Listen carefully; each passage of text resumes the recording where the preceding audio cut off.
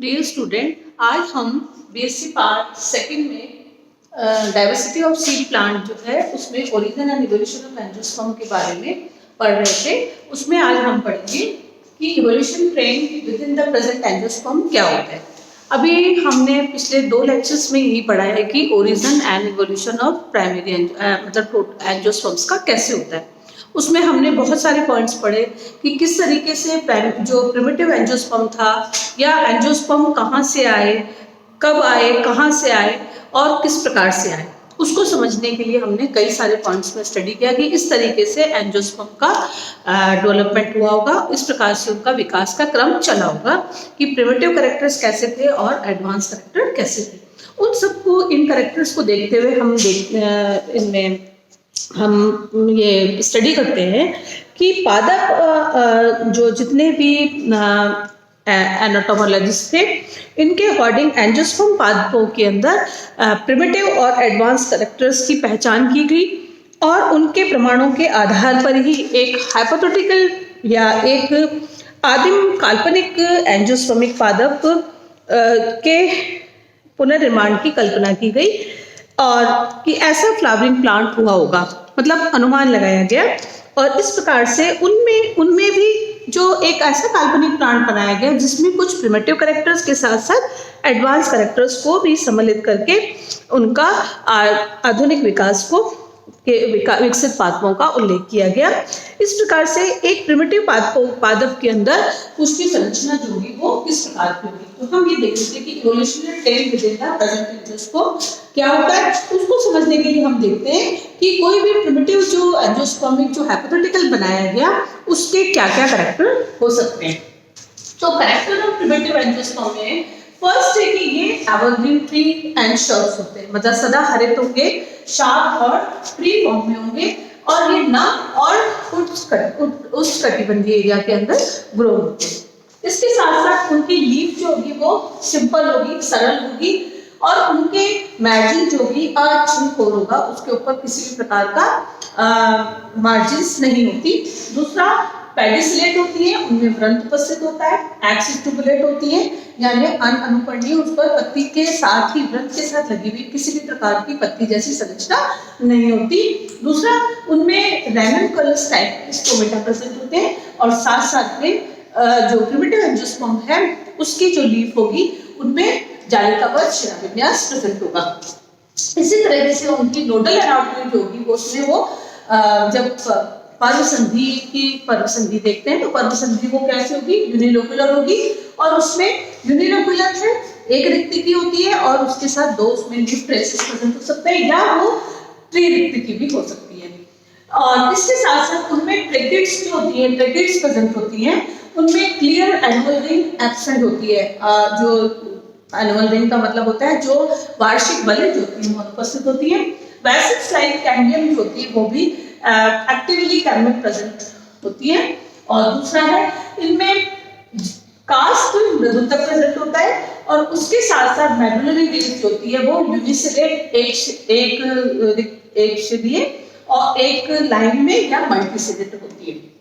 इसके तरीके से उनमें फ्लावर जो होगा वो सॉलिटरी अकेला होगा और टर्मिनल पोजीशन होती है।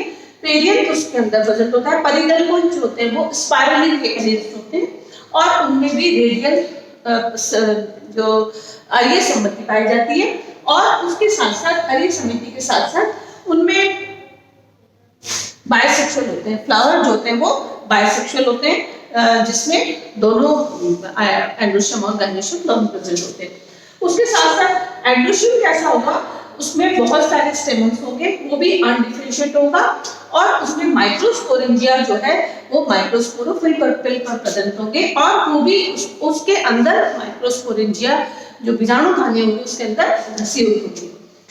मोनोकॉर्पोरेट प्रकार का कोलोम्बेस प्रेजेंट होंगे और उनमें जो परागण की क्रिया होगी वो कीटों के द्वारा होगी और 2 सेल भी हो सकती है सेल या एक सेल हो सकती है और डिस्पर्शन 2 कोशिकीय या अधिक कोशिकीय अवस्था में होता है। इसके साथ साथ उसका गाइनोशियम जो होता है वो जो प्रिमिटिव एंजियोस्पर्म होगा उसका गाइनोशियम एपोकार्पस होगा, मल्टीकार्पिलरी होगा और उसके साथ साथ उसमें ओव्यूल एडैक्सियल सूचर उसमें फोल्डेड होंगे और उसके अंदर टर्मिनल स्टिग्मा होगी और स्टाइल एब्सेंट होती है। ओव्यूल जो होते हैं वो कैसे होंगे, बाइटेगमिक होंगे, ट्राइसोन्यूक्लिएट होंगे और उनमें एनाड्रोपस प्रकार का ओव्यूल प्रेजेंट होगा। एम्ब्रियो कैसा होगा, एम्ब्रियो प्रिमिटिव का स्मॉल एम्ब्रियो होगा, वो ट्राइप्लॉइड न्यूक्लियर टाइप होगा, एंडोस्पर्म ट्राइप्लॉइड होगा और 2 to more कॉटिलिडन्स इसमें प्रेजेंट होंगे और जो अंकुरण की क्रिया होगी वो एपिजियल होती है। इस प्रकार से उसका फ्रूट कैसा होगा, फॉलिकल होगा या एकिन फॉर्म में होता है। तो इस प्रकार हम देखते हैं कि ये प्रिमिटिव एंजियोस्पर्म के कैरेक्टरिस्टिक्स ये होते हैं। वर्तमान एंजियोस्पर्म के अंदर इवोल्यूशनरी ट्रेंड इस प्रकार का होता है। अब देखते हैं कि जो प्रिमिटिव एंजियोस्पर्म से इससे हमको ये पता लगता है कि जो भी डेवलपमेंट होगा उसकी गति एक ही पादप में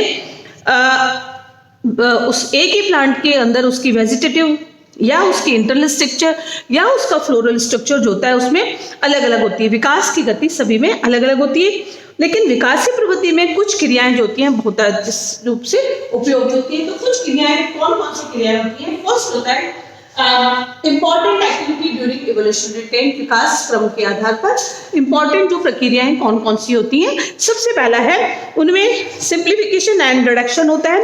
कई ऐसे फैमिलीज होती हैं जो सरल प्रतीत होने वाली होती है, जैसे ऐसे लगता है कि सिंपलेस्ट इसमें सिंपल कैरेक्टरिस्टिक्स उसमें पाए जाते हैं, कुछ भी ये वास्तव में वो सरल क्यों हुई है, यानी उसमें पहले कॉम्प्लेक्सिटी थी और कॉम्प्लेक्स से वो सरल में आया, यानी वास्तव में उनमें प्रारंभिक रूप से वो जटिलकरण था और उसके बाद उसमें सरलीकरण हो गया, यानी कॉम्प्लेक्स जो चीज जो है वो सिंपल हो गई या उसके साइज में रिडक्शन हो गया। जैसे एस्टेसी, पोएसी, इसमें सब में पुष्प के आकार में कमी और ऑर्किडेसी में बीजों का। तो यानी इवोल्यूशनरी ट्रेंड में हम देखते हैं कि या तो उसमें फर्स्ट वो है सिंप्लीफिकेशन हो गया या रिडक्शन हो गया, यानी शुरुआती कंडीशन जो होगी उसमें वो कॉम्प्लेक्स स्थिति होगी उसमें और बाद में या कॉम्प्लेक्स स्थिति होगी या रिडक्शन होगा। इसी तरह से और इम्पॉर्टेंट प्रोसेसेस में हम देखते हैं सेकंड जो प्रोसेस है वो होता है फ्यूजन।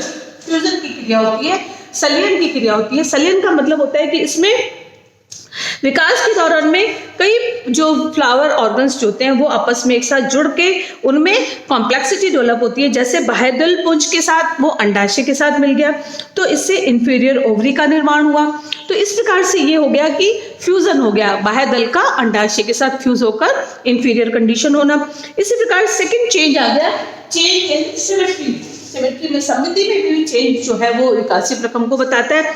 सिमेट्री के अंतर्गत हो गया कि जो प्रिमिटिव जो प्लांट होंगे उनमें एक्टिनोमॉर्फिक सिमेट्री होगी और वो उससे वो रेडियल सिमेट्री विकसित हुई, उससे सममित पुष्पकार विकास हुआ। तो ये भी एक प्रकार की चेंज इन सिमेट्री होती है, ड्यूरिंग इवोल्यूशनरी ट्रेंड हो गया।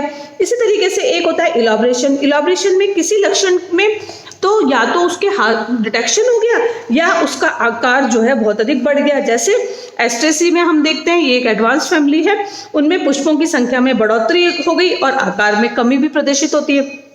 इसी तरीके से change from perfect to imperfect flower, एक आगे विकास के क्रम में प्रिमिटिव से एडवांस कैरेक्टर में हमने देखा कि फ्लावर जो था वो इम्परफेक्ट था, यानी पुष्प जो होता है, पुष्प शुरुआती पुष्प जो होता है वो द्विलिंगी होता है, परंतु एक लिंगी है तो अगर द्विलिंगी है तो वो पूर्ण कहलाएगा और अगर एक लिंगी है तो वो अपूर्ण कहलाएगा। एक लिंगी पुष्प प्रकट होते हैं, क्यों? ऐसा विश्वास किया जाता है कि इनमें क्रॉस पॉलिनेशन इजीली होता है। इसी तरीके से सेकंड कैरेक्टर है change from dichlamydous condition to monochlamydous condition. Dichlamydous condition से मोनोक्लामिडस कंडीशन हुई। वो कैसे हुई?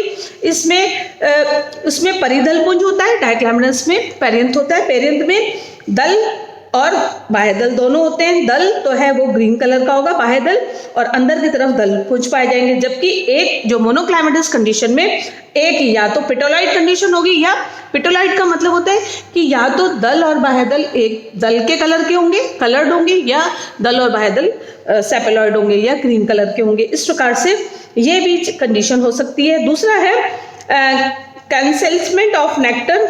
रेनुकुलस के दल पर, जैसे रेनुकुलस के अंदर हम फैमिली में देखते हैं कि उसमें पेटल्स जो होते हैं उनमें खुली हुई नेक्टर पाई जाती है। वो उसका प्रिमिटिव कैरेक्टर जो वर्षा के द्वारा बह जाता है और वो कीटों के उपयोग में काम में आता है। तो परागण नहीं करते, लेकिन इसमें जो ये कंसीलमेंट ऑफ नेक्टर हो गया, उसकी क्रिया जो होती है ये सिट्रस के पादपों में अंडाशय में पाई जाती है। जो मकरंद संरक्षण की इसके द्वारा नेक्टर जो वहां पर वेस्ट हो गया था, यहाँ नेक्टर वेस्ट नहीं होकर वो कंसीलमेंट होने के कारण वो बच जाता है। इस प्रकार से हम देखते हैं कि ये वाले जो changes important activity during evolution में होंगी। अब हम देखते हैं कि डिफरेंशिएशन बिटवीन प्रिमिटिव और एडवांस फ्लोरल स्ट्रक्चर में क्या हुआ था। तो फ्लोरल स्ट्रक्चर में क्या चेंज होंगे, तो सबसे पहला प्रिमिटिव जो फ्लावर था उसके अंदर जो प्रिमिटिव फ्लावर था वो लार्ज फ्लावर था, उसमें रेडियल सिमेट्री थी और उसके फ्लोरल पार्ट जो थे नंबर का ज्यादा होता था। जबकि एडवांस के अंदर फ्लावर का साइज छोटा हो गया और उसमें बायलैटरल सिमेट्री है और fix number of floral parts होंगे। इनमें पेटल्स जो होते हैं प्रिमिटिव के अंदर पेटल फ्री होता है, जबकि एडवांस में फ्यूज पेटल होता है। इनमें एपोकार्पस कंडीशन होती है, सभी जुड़े हुए ले जाते हैं। यहाँ पर एडवांस फ्लावर में सिनकार्पस कंडीशन है। इनमें जो परागण की क्रिया होती है, परागण की क्रिया कीटों के द्वारा होती है, जबकि यहाँ पर वायु के द्वारा होती है। इसमें कॉलम गेम जो होते हैं वो जो पराग के कण जो है वो फूड का काम करते हैं या नेक्टर का फॉर्मेशन करते हैं। इनके अंदर इंसेक्ट पॉलिनेशन होता है, वो बाइसेक्सुअल फ्लावर में होता है। यहाँ पर इंसेक्ट पॉलिनेशन यूनिसेक्सुअल फ्लावर में होता है। यहाँ पर फ्रूट जो होते हैं वो उनका साइज लार्ज है और मोर सीड्स बनते हैं, जबकि यहाँ पे फ्रूट्स का साइज छोटा है और लेस सीड बनते हैं। इस प्रकार हम देखते हैं कि हमारा जो ये टॉपिक था origin and evolution of origin and evolution of उसका विकास और उसका ओरिजिन उद्भव कैसे हुआ है एंजियोस्पर्म के बारे में हमने पढ़ा कि कब हुआ, कैसे हुआ और किस प्रकार से हुआ, उसको हमने इस पूरे चैप्टर्स में इन पिछले 2-3 लेक्चर्स में समझा। और फिर उसके बाद हमने देखा कि प्रिमिटिव एंजियोस्पर्म के क्या कैरेक्टरिस्टिक्स होते हैं और इवोल्यूशनरी ट्रेंड विकासीय प्रवृत्ति कैसे होती है, उनमें रिट्रोग्रेसिव मैनर में होती है या प्रोग्रेसिव मैनर में होती है। Thank you.